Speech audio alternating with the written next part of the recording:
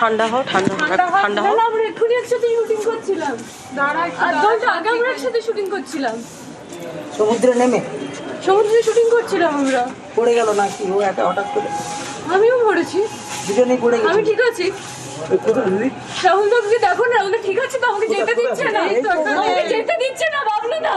ঠিক আছে বাবা, দেখছি।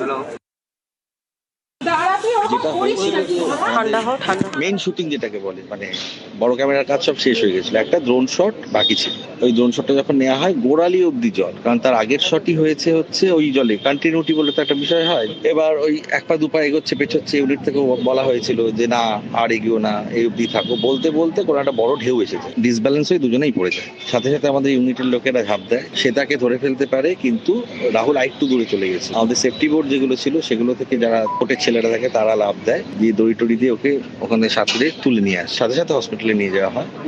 এবং যখন ওঠানো হয়েছে সেই অবধিও রাহুলের জ্ঞান ছিল অ্যান্ড অল, কথাও বলেছিল, সবটাই শুনলাম। তারপর হসপিটালে যাওয়ার পর ডাক্তাররা জানায় যে নেই।